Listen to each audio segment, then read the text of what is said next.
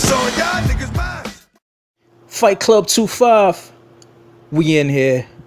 Let's skip the preambles and get right into it, man. I want to talk about why Tyron Woodley should fight Stephen Wonderboy Thompson. You all know Tyron Woodley. He did the unthinkable. He beat Robbie Lawler in the first round. He beat Ruthless in the first round and became the welterweight champ. People thought he had no chance in that fight, and he did the impossible and he stunned the world. Salute. Okay, Stephen Wonderboy Thompson. He's been in the background grinding. He has a record of 13-1. He's won his last 7 fights, man. 7 consecutive wins in a row. He's beat some good names. He beat Hendricks in the first round. Now he is the #1 contender for the belt. Okay? He's the #1 contender for the title. Tyron Woodley needs to take this fight. And listen, let me just say this right off the rip. I don't care about race. I don't care about none of that stuff, man. I see people on the internet in the comments, they talking about, race is involved because Tyron Woodley is black, Wonderboy is white. They're dragging race into it. All the racists and all the race baiters, man, all y'all could kick rocks, man. Like, I don't pay none of that no mind when it comes to sports, man. This is a sport. And to me, Tyron Woodley is black. The person you are listening to is a black man. However, I feel that Tyron Woodley needs to give him the shot. And I'm going to tell you why. Fighting the #1 contender is an essential part of the sport, man. #1 contenders are #1 for a reason, bruh.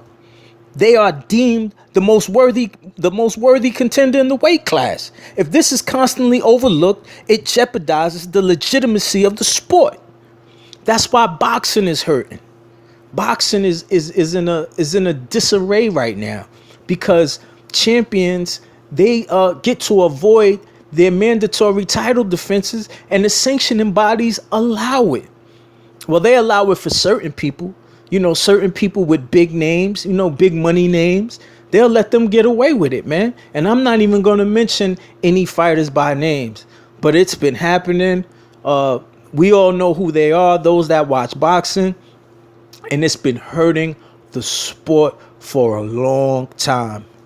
And furthermore, let me tell you something. The most competitive fights has high entertainment value.